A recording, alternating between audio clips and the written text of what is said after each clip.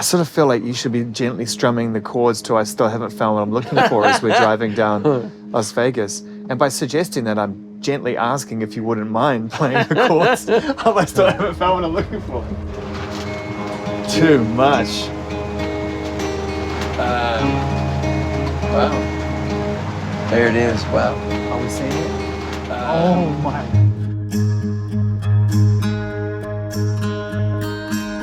Wow. Wow. It's bigger than I even remembered. Look at the size of it. Yeah, you two don't do things by halves. As we talked about in our last conversation, even as that young band kicking the can down the road in Dublin, they had big dreams. And they fulfilled those dreams. And now they find themselves asking, what next? So, what next? You're looking at it. The newest, largest freestanding structure on the Las Vegas Strip. And very soon, U2's new church. In a place where faith and luck coexist, we catch up with Bono and Edge, who somehow still haven't found what they're looking for. Oh my gosh. How cool is that? I doubt you're even going to be, I don't even think you're going to be able to actually capture the scale of this through that lens. I don't. We talk about the wonders of the world, and I mean, it's hard not to look at this and think of it as, not to put it in the pantheon of the 8th or 9th or 10th or wherever we're at now, but it's from a modern achievement point of view, from technology and an events-based environment. I haven't seen anything like this before in my life. There's nothing like it. It's light years ahead of everything that's out there. This is the team. Hi, guys. Hi, guys. I trust these men. I'm just hitching a ride with the Looking band. amazing. Just exciting. What's up? Really Nice good. to meet you. How you doing, Nick? Zane, what's up? Good to meet you, Nick. John. And Nice to meet you. welcome back, sir. Yeah. Good to see Good you. to Good to see you too. Hi. He's looking amazing. Edge just wants to check a few joints. He's going around with his level, making sure everything's exactly where it needs to be. Okay. Wow. So, I mean, obviously, I've sort of put my jaw back toward my mouth area, and I'm able to conjure something resembling a question, rather than just staring at this thing. What did it look like when you first saw it? Ooh, yeah, it was a building site. Yeah. It's not a line we just throw out, but the idea behind U2 is always to make the worst seat in the house the best seat in the house. This changes the whole dynamic on that. Most music, over playing a theater, most music venues are sports venues. They're stadiums, they're arenas. They're built for sports. They're not built for music. They're not built for art. So this building was built for immersive experiences in cinema and performance. It was not built for, you can't come here and see an ice hockey game. So the sound has been ask you about the sound. designed as a priority from the beginning. Best sound I'm sure we'll ever hear. I know that means a lot to the whole band, but I also know that you're the one that sits up till 4 in the morning trying to get the sound right. So for you, that must be something that is I'm really excited essentially important. Wow. So there are no speakers. The entire building is a speaker. So wherever you are, you have perfect sound is the plan. I mean, immediately I'm obviously completely overwhelmed by the scale of it, but I've been in places that are big on scale before. Of course. What I'm really trying to get my head around is the fact that this by design is for watching and listening and experiencing art Yes. Yes. too. There's nothing else like it in the world and won't be for many, many years. The last sort of innovation in theater was the proscenium arch, about 1,000 years BC. The entire building, it's transmitting an image at the highest resolution that has ever been seen on Earth. So, meaning if you look at it, it's photoreal. It's at a level of resolution that you will not even detect the shape of the sphere. We can make the shape of the sphere go away. So much of the U2 experience has been about reaching out to touch people, to take those places that were built for ice hockey and basketball and stadiums for baseball and whatever, make them small, make them communal. And it's made you one of the best performance bands on the planet. Now, all your dreams have come true. You could stand perfectly still and this thing will work for you. So how are you going to factor this into the heart and soul of the band? I don't know. I mean, that's a really good question.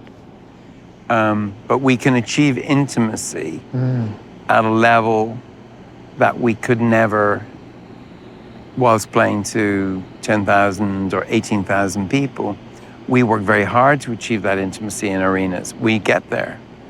We work very hard to achieve that in a stadium. We get there, or a festival. But here, the building's made to work for the audience, made to work for us. Yeah. So you're right. Where's the reach? Yeah. Where's I the think reach? the truth is that depending on where you are in the venue, you'll get your own very unique show. But even I have to say, for the scale of it, I'm standing, I have no idea where the stage is in relation to where we are right now. Right here, Basically on actually. the stage. On the stage, okay. Maybe a little bit ahead of It actually feels intimate, even Yeah. without all of the screens and the audio and the sound and the immersion. Yeah. It feels intimate. It's a lot more kinda intimate crazy.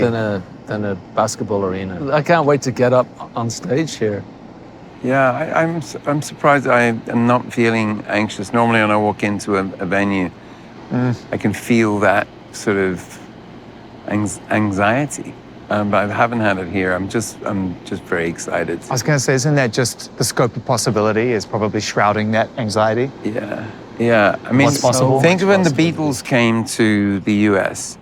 So they had a tiny little system. They played in Shea Stadium in New York. Nobody could hear them, it's just the sound of the crowd. And they invented stadium rock, if you like. And then it took, every decade, every generation, we became more able to perform, and that people, could hear our music and see the band. Yeah. This is the next, I suppose, level, the next evolution in that started with the Beatles in Shea Shea Stadium. Stadium. But yeah, but Maybe I should talk about the sound for a second. Please. Yeah. So what this has been designed to achieve is completely immersive sound. So you've got the main array of speakers is above our heads, but throughout the entire building are speakers that are focused so that you have the capability of placing the audience inside a whole 360-degree sonic spectrum. So in the way that Atmos, I don't know if you've been listening to Atmos mixes now, they're really... We're deep in the Atmos game at Apple. big breakthrough in audio in terms of the dimension.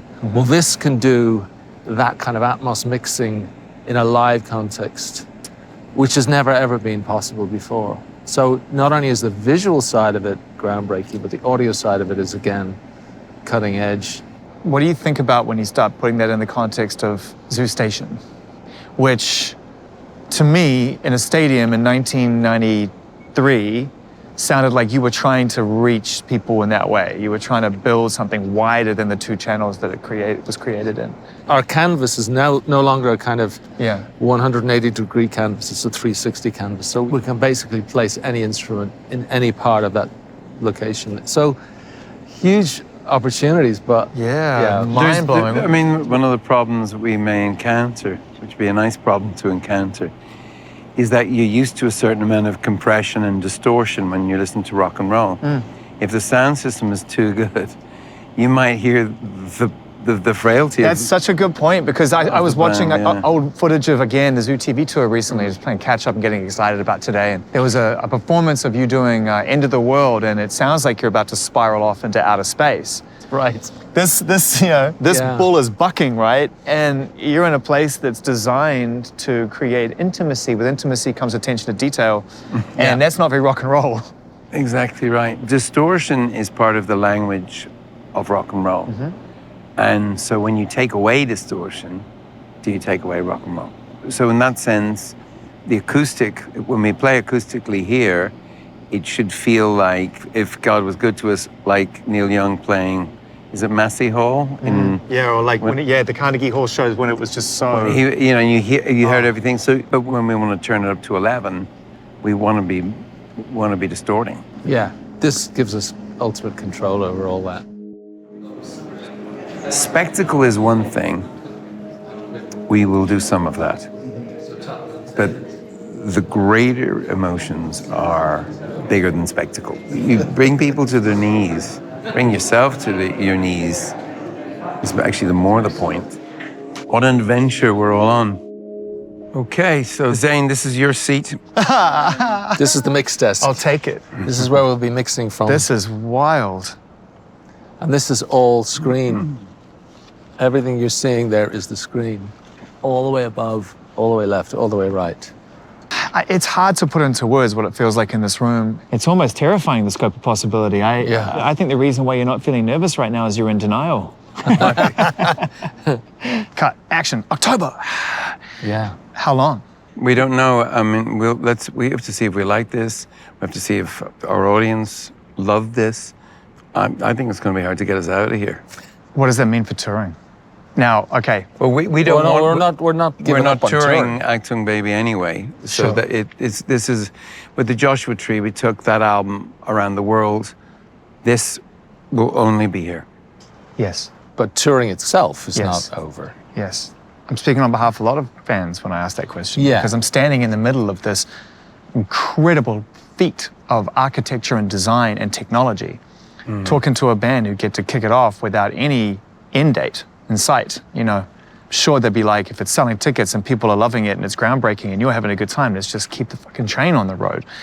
Don't forget, it's 18,000 to 20,000 people a night. So it's In not, here. God, it feels like it's 5. It feels so 18,000. intimate. 18,000. So you're not going to be doing 100 shows. Yeah, I mean, yeah. It's impossible. Yeah. Well, he just said you have a hard time getting them out, and you just said I'm ready to hit the road. I love the wrestle of this band. You know, and I get it. Look, I mean, I'm seeing people come to the Strip and have great experiences, and they get to fly home, or they get to, you know, it's like it's a really cool thing to control your environment. Even though you're U2, you're still walking into a stadium somewhere, and things can happen between there and here. You just don't know. This is about as close to owning the shop as you can get. It's kind of amazing. But look, it all has to work. Who do we blame if it doesn't work? There we go. All right. Let's go. Wow. I keep looking up. Yeah. That's the problem you're going to have for the first few minutes when people are here. God, I mean, to be able to get to a point in your life where you can do something entirely new again. That's Yeah. it. That's it. Again. Again. This is the stuff dreams are made of. Yeah. Yeah. Think about this. If you wanted to, and I wouldn't, see the edge, his head, at that level, you'd be looking straight across and his eyes will be as wide as that. I mean, there's no movie screen with that dimension. There's no IMAX screen with that dimension. So whether we choose to do that or not, we haven't decided. But I'm just saying you can see a human or 4 humans, the size of, each of them the size of the Statue of Liberty. So, but just in terms of intimacy, so you're Yeah. sitting here, it feels a long way down, except You could basically examine Bono's dental work, like, incredibly which I think closely. would be good because it's been expensive, and I wouldn't mind some people noticing about it, getting a few tweets. Sure. You know, Sure, let's build this for a few tweets. yeah. Where do those gold fillings go? Yes. You know, it's been awesome, I have to say, and I was going to say this in the Airstream, but yours was the first album I ever bought Wow. with my pocket money. Whoa. So the journey of independence started with you. I chose you too. Wow.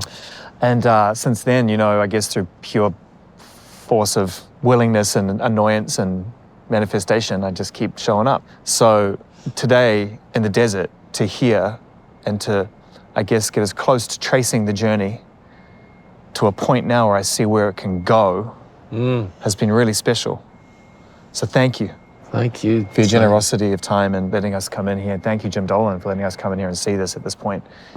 Next time anybody else comes in here with a camera, you'll be promoting it and tickets will be on sale and let's get it going. Yeah. So This is a has been different special. thing. This is like you're in the belly of the beast. What was the like a album? womb. The first album It that was you bought? War. So I knew the songs, but the one I got to buy with my own money was War. Mine was Hard Day's Night. That was Oh, it the was? first album. Well, you're a little bit, just a little bit older. It wasn't a recent release. It was already. It had been out a good number of years when I bought it, but Keep with that story. yeah.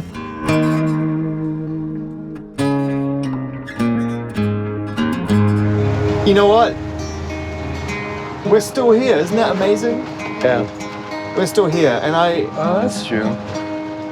I remember seeing that video for the first time I was in New Zealand, and I remember feeling like, oh, I'm going to follow that as well. I'm going to keep following them, just like the people on the street did. Right. And I feel like that video in that moment in Las Vegas, that single night that you shot that video, was really impactful for the band, because you broke the fourth wall better than anyone had in pop music. You took it to the streets, and people came, and it was natural and authentic, and people joined you they joined you. They wanted to follow you. Yeah. What's your memory of that night? What's your memory of that night? It was chaos. Meaning There we was had no drink plan. involved. We just had like a camera crew. The audio system was in a shopping cart, and we were just wandering through the streets of Las Vegas. What we got was what you see. I mean, it was literally, we didn't have a script, we didn't have a plan, we just went out there, and it was, I mean, a huge risk, but again, put yourself out of your comfort zone. Sometimes great things can happen. Did it feel like a stage to you that night? Is that how you approached it? Do you remember the excitement and fun and frolics of Las Vegas? And I loved that playful aspect. But then I also remember somewhat the peaked feeling of people playing the one-armed bandits, and maybe they should have stopped an hour ago. And you know, I think that our song, our Still Haven't Found What I'm Looking For song, sort of captured both of those. You know, I'm searching for a miracle. Like yeah, exactly. I'm walking into this town with some faith, but I'm down on my luck. Yes.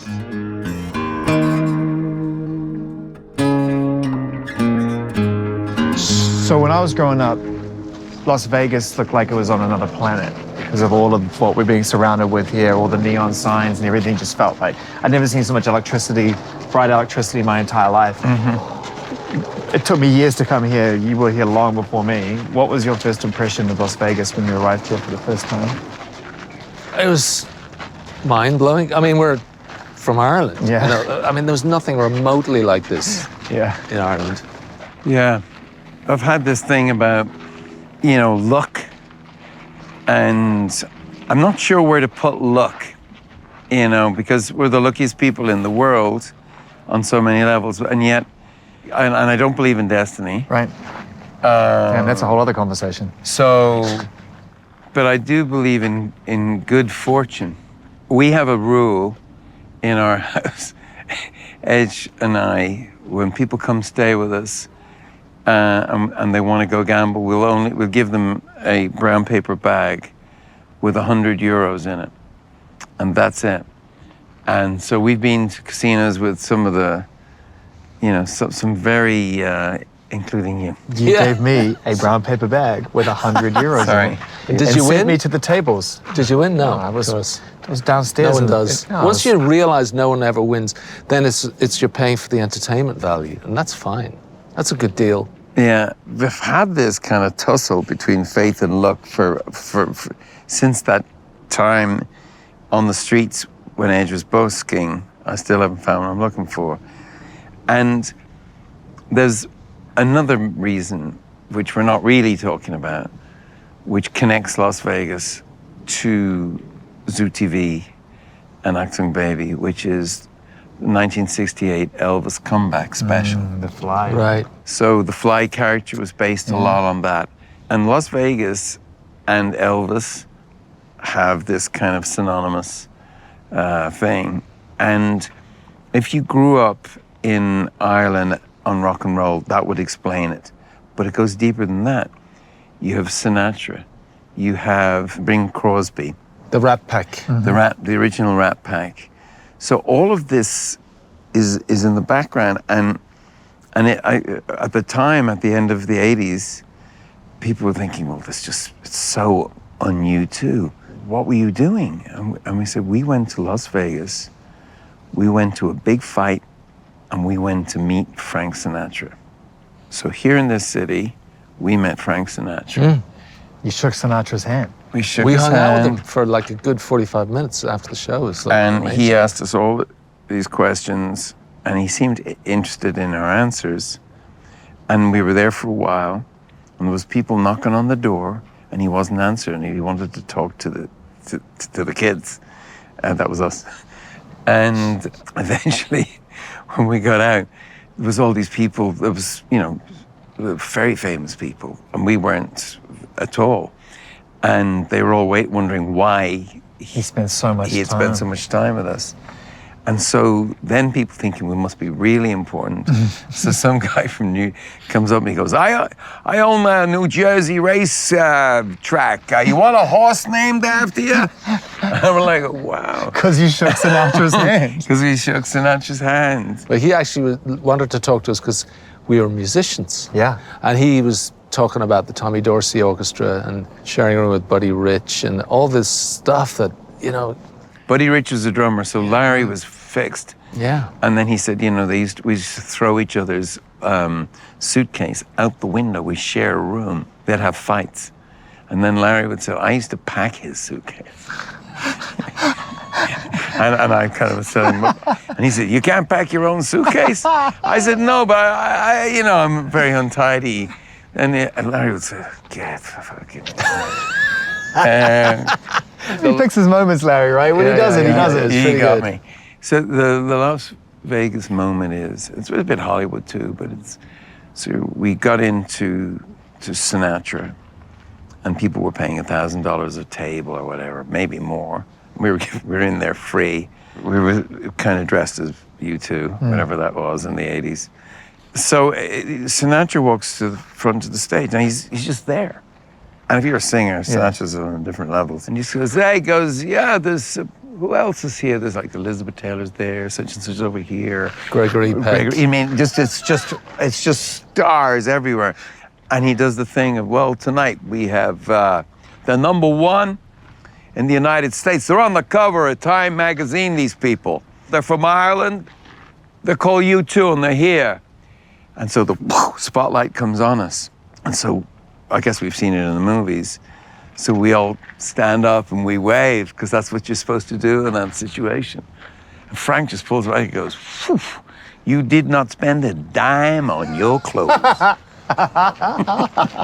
he gave you that classic little build him up, knock him down that the greats That should was give you. so fun. Most people didn't know why we would be interested. It's not exactly indie, right? It was a rock and roll band wanting to hang out with a crooner. So why? Why was it? He was the chairman of the board. And we knew, something in us knew, that's something we need to understand. Well, I also think that, coming here and especially standing in this kind of place where the neon of the past comes to rest, makes way for new, more modern signs, different messages in some cases. It really brings to the surface this idea of pop culture, which is something that you 100% brought to life with the pop album, the Pop Mart Tour, and from Zoo TV on. I feel like you've also been obsessed with Pop. Yeah. The only problem was when we decided we were going to open that tour in Las Vegas, we thought we were being really, really clever because we were, again, playing with pop art, and this is the citadel of pop art. Yeah. Outdo Vegas. We hadn't factored in the fact that it's the only place in the world where that show would look normal. So look at this. I know. Look at this. What you're seeing is the fact that Vegas is always moving, always changing, reinventing itself. This was the golden nugget where classic. we met him. So just so you know. Yeah. That was it. Yeah, so there you go. There it is. That's gone now. Wow. Yeah, Frank Sinatra said to me that I was the only guy he would ever like who wore an earring. That's what he said to you. Yeah. He says, kid, you are the only person I am ever gonna like who wears an earring. So you got a second one? So I got a second one. I was reminded driving here, we went past Fremont, we went past the Old Strip, where the Golden Nugget as the hotel still exists. You're right, that sign's gone. It's maintained its position on the Old Strip, along with Circus and all these old places. And a lot of those casinos have survived the developments that have occurred further down the road. But it does keep regenerating, and it keeps looking for ways to go long or go up. In your case, definitely up. Yeah. Definitely up. There's something great about a band who doesn't believe in luck coming to Las Vegas. I think you make your own luck, is what I think. There's room for emotion in a place like this. I was at the Adele show. I saw it. I saw people crying. I saw people having a moment. Vegas entertainment has had for the longest time this reputation of glitz and glamour and expensive drinks and Right. VIP tables and the idea of it being a night out. And what I saw And in your Dell, problem is? not so much a problem, more an expectation of a different experience can exist. Yeah. Adele brought that to the table, but she also brought a real emotion to it. So it is growing, it is changing, and I think that's why a band like U2 in a place like that, in the Sphere, it's ready for you. Well, let's see. I don't know if 10 years ago you Yeah. could have been your true selves here. I know it's just, We still Yeah. don't know. you know? That's the So- challenge. We still don't know. Keeping it real. But I mean, if the most it's unreal hard, place. But listen, Most unreal place ever. if we fail, right, you'll just be coming here in 10 years and there'll be a big sign up saying, The Edge. Right. A little spark, bzzz, electronic beanie. Yeah, Bono's glasses like that. And this is, and a big, and waving. Wow. Oh, look, that's a beautiful sight. The full moon. Yeah, beautiful. I thought we should say our goodbyes for now beneath the Lady Luck sign, given your relationship with Luck. Oh, wow. All right. Maybe this might Look. Be a lady tonight. I've thoroughly enjoyed our day. I've It's been thoroughly great. enjoyed our Hey, day. thank you. Thank you. Always you. a pleasure. Thank you Always for, a pleasure. for entertaining us in the desert and driving into town and taking it all in. And perhaps we'll meet again at Sphere and be able to take a look at that. We'll see where this goes from now. But for now, it's really lovely to have you with Songs of Surrender and know that it's created a space for new. Yeah. You know, Yeah, you know what I yeah. mean? Yeah, and that's just speaking psychologically. Yeah. Tidying your room. All right. Okay, let's rock.